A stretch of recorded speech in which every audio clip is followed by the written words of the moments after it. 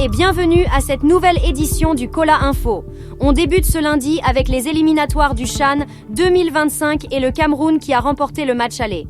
Grâce à une réalisation d'Alois Fouda, les Lions A s'imposent 1-0 face aux Fauves de la République centrafricaine. Le match retour est prévu le 28 décembre à Bafoussam.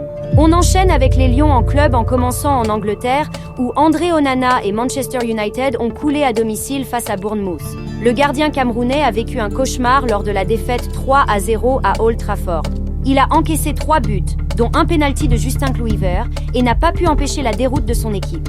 Malgré quelques arrêts intéressants en première mi-temps, Onana a été impuissant face aux réalisations de Dean Huijsen, Kluivert et Antoine Semenyo. Cette défaite place Manchester United à la 13e place du championnat, dans une situation de plus en plus critique sous les ordres de Ruben Amorim.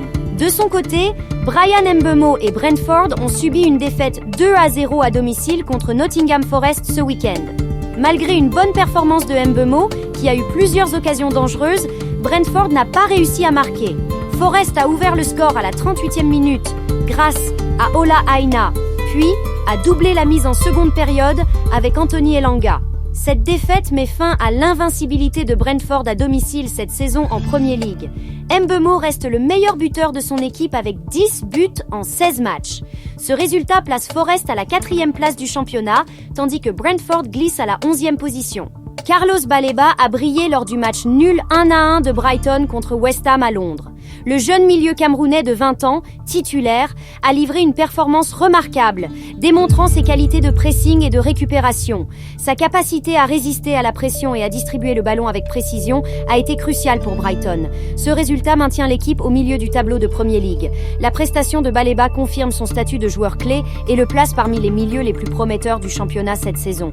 En Italie, Franck Zambo Anguissa a été l'homme du match lors de la victoire 2-1 de Naples contre le Genoa en Série A.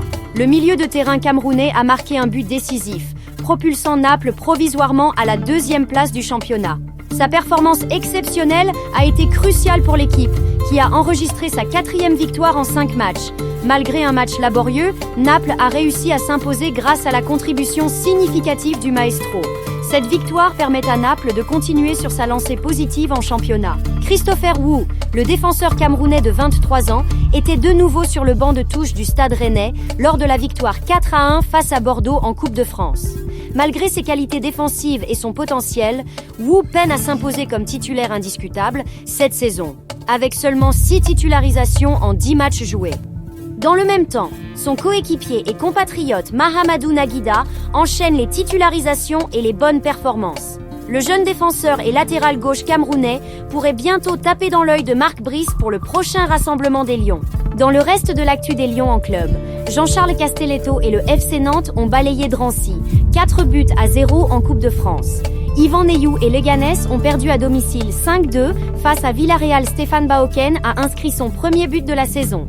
Lors de la lourde défaite de Kayserispor 5-1 face à Galatasaray, à l'occasion de la 17e journée de la Super League turque.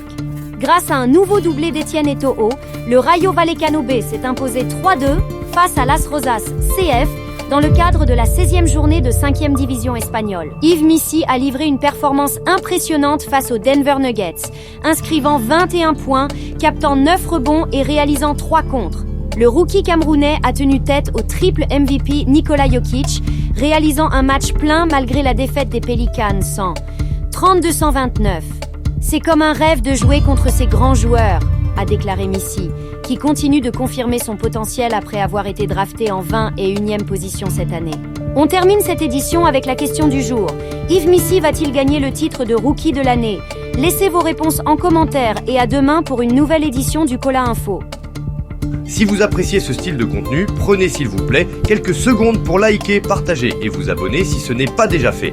Ça nous encourage à vous produire plus de contenu de ce style et c'est fortement apprécié. Merci.